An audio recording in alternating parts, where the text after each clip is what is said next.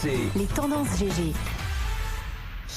Dans les tendances GG, vous savez, quand on regarde ce qui se passe sur les réseaux sociaux avec les grandes gueules, on a vu monter ce qu'on appelle un hashtag. C'est le dièse avec des mots-clés derrière et qui montre que beaucoup de gens parlent de ceci. Et là, c'était le hashtag justice pour Ibrahima. C'est la mort d'un homme du côté de Villiers-le-Bel. Oui, en région parisienne, en fait, il y avait un contrôle de police hier. D'ailleurs, la personne qui était contrôlée avait pris la fuite, donc les policiers l'ont interpellé, mais la circulation était arrêtée. Les policiers étaient là pour dire aux automobilistes qui arrivaient de ralentir. C'est à ce moment-là qu'un jeune homme de 22 ans casqué est arrivé en moto.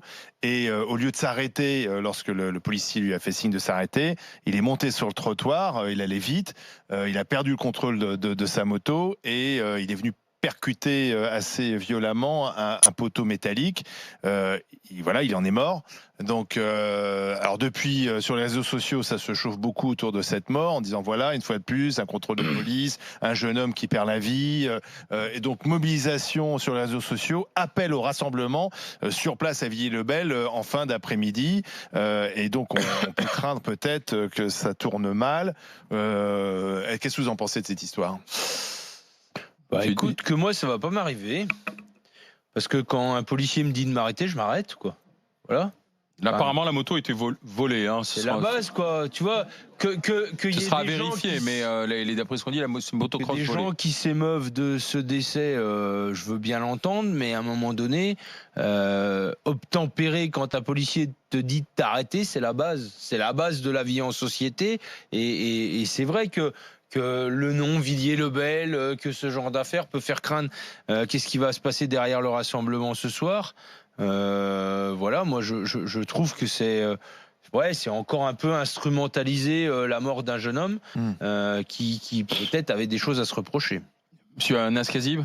Ouais, non, moi, bien entendu, moi, je suis attristé par cette mort. Il faut savoir qu'il y a énormément, en fait, de jeunes qui meurent de ces mêmes conditions, c'est-à-dire soit des courses-poursuites, soit sur des barrages de policiers. Donc après, enfin, voilà, derrière...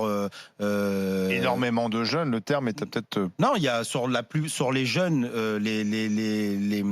les morts en lien avec la police. Il y a soit les questions de prise d'étranglement, vous savez, des fois où la mort d'Adama Traoré, par exemple, c'est des gendarmes qui sont au-dessus. C'est-à-dire, et sur les autres morts, en fait, il y a par exemple les deux jeunes de Grenoble, il y a à peu près, je crois, c'était au mois d'avril, qui sont morts dans les mêmes conditions, c'est-à-dire à travers une course-poursuite. Là, il n'y a pas eu de course-poursuite. Visiblement, il s'est tué tout seul. On comprend parce qu'on n'a pas encore énormément d'éléments. Les trucs qu'on voit, c'est que il a voulu éviter le contrôle de police. Ça, c'est un fait. Derrière, il y a eu le véhicule de police nationale a barré la route. C'est-à-dire qu'à un moment donné, ça, c'est aussi un débat au sein même, en fait, des policiers. Est-ce que tu poursuis ou est-ce que à un moment donné, tu te dis que la vie d'autrui va être mise en danger? C'est comme sur les courses-poursuites, parfois sur le périph', sur l'autoroute, ou est-ce que tu suis voilà. Bah moi, j'aurais préféré qu'on le poursuive pas. Il serait vivant. Il n'a pas été poursuivi.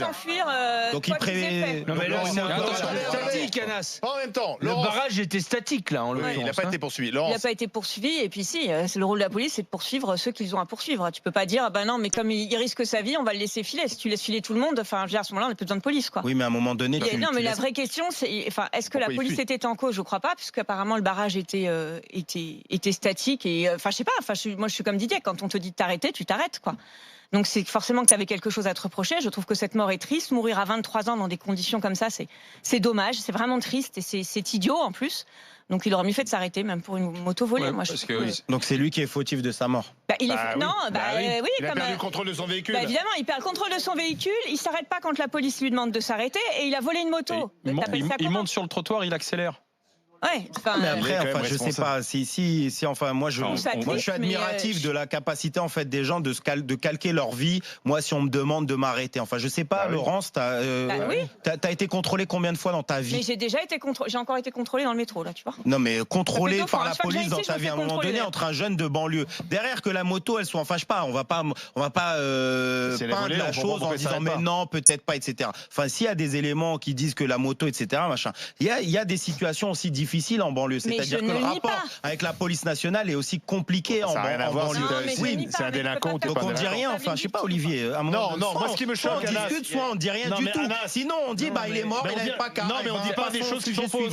On dit pas des choses qui sont fausses. T'as aussi des jeunes qui vivent en banlieue, qui volent pas de moto, qui s'arrêtent au contrôle de police, ça existe. Et ils sont majoritaires. Mais oui, mais ils sont majoritaires, sinon tout le monde mourrait. Non, mais Anas, moi ce qui me choque, déjà, moi, de toute manière, générale, les récupérations de la mort des gens, moi, ça me choque. Je suis d'accord. Parce que, effectivement, le plus triste, c'est qu'un jeune homme de 22 ans meurt bêtement parce qu'il n'a pas voulu s'arrêter à un contrôle de police. Sans doute qu'il y avait des choses à se reprocher, mais effectivement, il sera encore en vie aujourd'hui s'il s'était arrêté. Il s'est pas arrêté. Bon, mais ce qui est un peu dégueulasse, c'est la récupération politique de certaines associations, de certains personnages sur les réseaux sociaux qui n'attendent que ça pour derrière faire le procès de la police. Allumer la mèche. Et demander la démission des uns et des autres, etc. Allumer la mèche. Ça, c'est assez dégueulasse parce que en général, la famille le demande pas et ce n'est pas très respectable vis-à-vis de la mort de ce jeune homme qui est mort quand même hier. Voilà, c'est ça. Surtout qu'en plus, les gens qui appellent à manifester n'en savent rien, savent pas ce qui s'est passé, mais forcément, la police est le méchant et forcément, ce jeune homme, c'est la victime.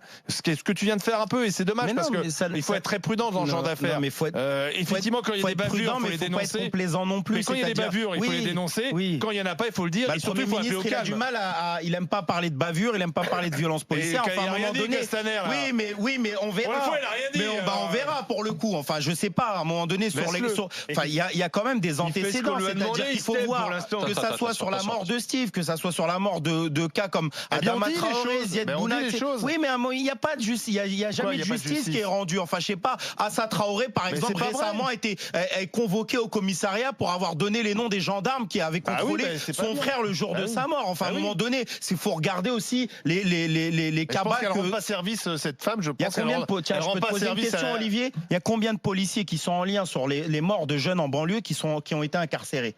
Combien de policiers, à ta connaissance de journaliste, combien tu as connu de personnes, de policiers qui ont été condamnés? Pourquoi ils sont forcément condamnables? Donc il n'y a aucun policier. Non, mais moi je te demande sur toutes les affaires que tu as pu connaître depuis ton existence et ta connaissance journalistique, combien tu connais de policiers qui sont rentrés? Et pourquoi ils devraient être incarcérés? Mais sur chaque affaire est différente.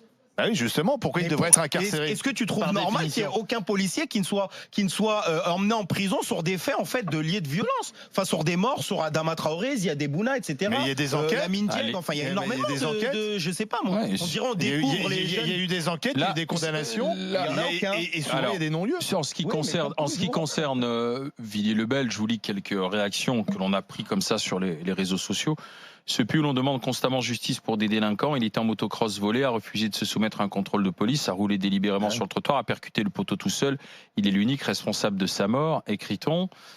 La police continue de tuer en toute impunité avec la complicité de l'État dans une indifférence totale. Que justice soit faite pour toutes ces victimes de violences policières dont on n'oubliera pas le nom, avec toujours ce hashtag justice pour Ibrahima.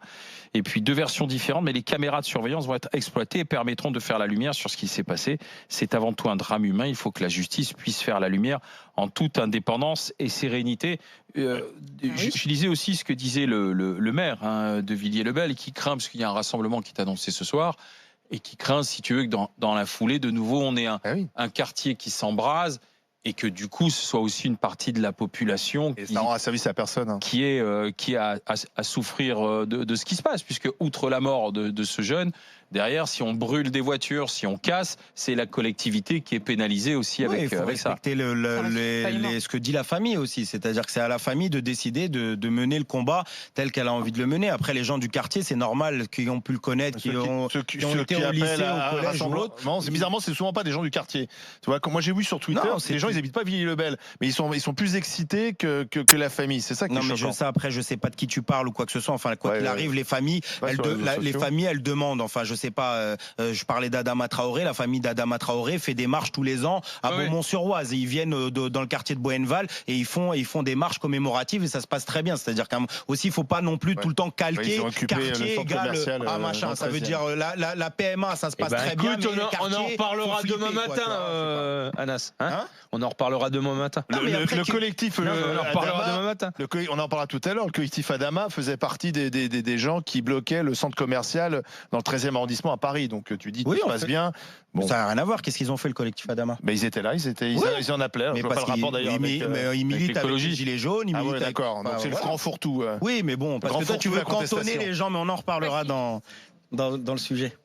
En tout cas, en ce qui concerne effectivement cette affaire, tu vois quand même une incitation à la manifestation. Derrière, on comprend ce que ça veut dire, alors que l'enquête est en cours et qu'on attend aussi l'analyse des vidéosurveillances. Que le parti pris est de dire que de toutes les manières, ceux qui ont tort forcément et les coupables aujourd'hui, ce sont les policiers. On voit quand même qu'on est dans une mouvance anti-ordre d'une manière globale, anti-force de l'ordre aujourd'hui, qu'on veut se payer tout ce qui peut représenter l'autorité, quoi.